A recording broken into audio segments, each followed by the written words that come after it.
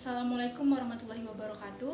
Perkenalkan, nama saya Priska Agustina Rza, NIM 2021141010, Program Studi Bimbingan dan Konseling dengan mata kuliah Psikologi Abnormal dan Klinis Universitas PGRI Palembang.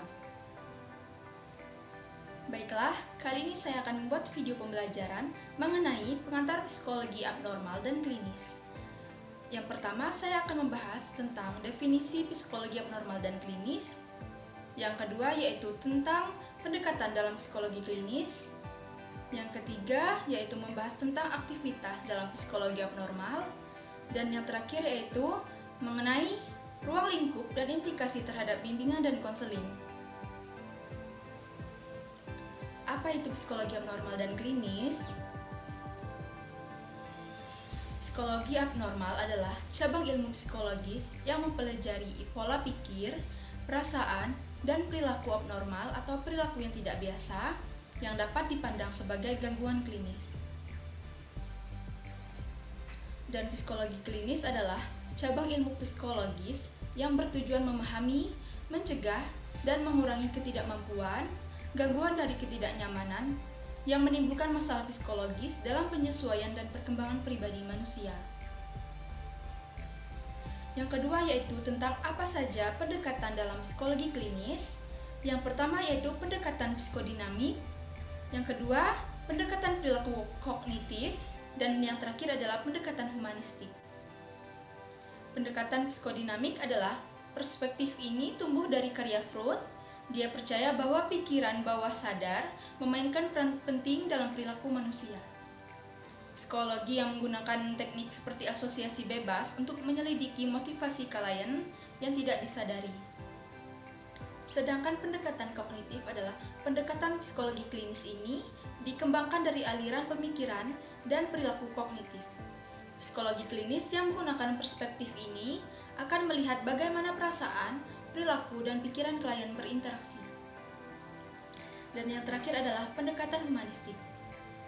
Pendekatan humanistik cenderung melihat orang aktif, berpikir kreatif, dan pertumbuhan orientatif, membantu orang melalui pemahaman perhatian, perasaan, dan perilaku melalui mata pasien. Yang ketiga adalah aktivitas dalam psikologi abnormal. Perilaku abnormal merupakan pola tingkah laku yang diperlihatkan individu yang berbeda dari kebanyakan individu lainnya atau bahkan bisa dianggap menyimpang dari norma-norma yang berlaku di kalangan masyarakat umum. Untuk memaparkan bahwa seseorang memiliki perilaku yang abnormal atau perilaku yang tidak biasa, tidak boleh sembarangan, harus dengan observasi yang mendalam dan tepat. Adapun gangguan-gangguan psikologi abnormal, yang pertama adalah gangguan kecemasan dan peristiwa traumatis, yang kedua adalah gangguan suasana perasaan, yang ketiga adalah gangguan kepribadian, yang keempat adalah gangguan perkembangan anak, yang kelima adalah penyalahgunaan zat, dan yang terakhir adalah gangguan perilaku makan dan tidur. Dan materi yang terakhir adalah tentang ruang lingkup dan implikasi terhadap bimbingan dan konseling. Ruang lingkup psikologi abnormal yang pertama adalah asesmen. Asesmen adalah suatu proses di mana informasi mengenai subjek atau klien dikumpulkan. Asesmen bertujuan juga untuk mendapatkan pemahaman dan informasi yang mendetail tentang seseorang. Asesmen juga digunakan untuk mengambil keputusan yang akan disampaikan. Asesmen dilakukan melalui survei, riset, observasi, eksperimen, pengembangan teori, dan studi kasus klinis. Ruang lingkup psikologi abnormal yang kedua adalah intervensi. Intervensi adalah upaya yang dilakukan untuk mengubah beberapa aspek dari seseorang seperti pikiran, perilaku, dan perasaan. Intervensi dilakukan agar seseorang menjadi lebih baik dalam menjalani kehidupannya. Dalam psikologi, intervensi klinis dilakukan untuk membantu seseorang dalam menangani masalah sehingga dapat mengembangkan hidup yang memuaskan. Dan ruang lingkup psikologi abnormal yang ketiga adalah penelitian.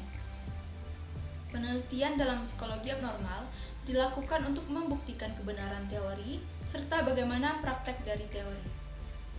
Penelitian psikologi abnormal juga dilakukan untuk memahami keunikan individu mulai dari perasaan, perilaku, dan pikiran.